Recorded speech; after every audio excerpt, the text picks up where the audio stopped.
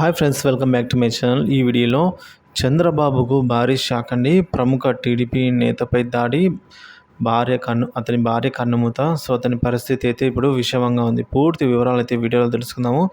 So వీడియోని ఎక్కడైనా skip చేయకుండా ఎండ్ వరకు చూడండి, అప్పుడే పూర్తి ఇన్ఫర్మేషన్ అర్థమవుతుంది. అలాగే వీడియోకి ఒక లైక్ కొట్టండి. ఇక వీడియోలోకి వెళ్ళిపోదాము.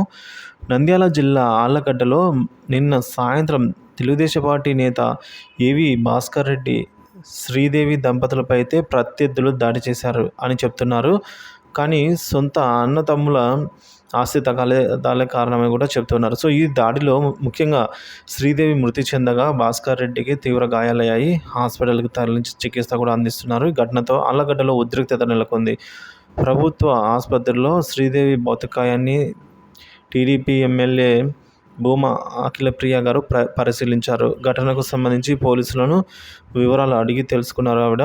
ఆంధ్రప్రదేశ్లో ఈ విధంగా దారుణం అయితే చోటు చేసుకుందండి. సో ఈ విధంగా కళ్ళల్లో కారం పొడి చల్లి బండరాలతో కొట్టి అతి కిరాతకంగా హత్య అయితే చేశారు దుండగులు.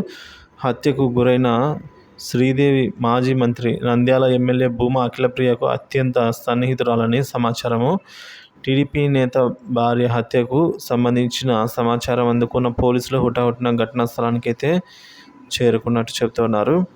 సో ఇక మృతదేహాన్ని పోస్టుమార్టం నిమిత్తం హాస్పిటల్కి అయితే తరలించారు. ఈ ఘటనపై కేసు నమోదు చేసుకుని దర్యాప్తు చేస్తున్నట్టు తెలిపారు. హత్యకు గల కారణాలపై వివిధ కోణాల్లో విచారణ చేయమని వెల్లడించారు. కాగా ఈ ఘటనకు సంబంధించిన పూర్తి వివరాలు తెలియాల్సి ఉంది.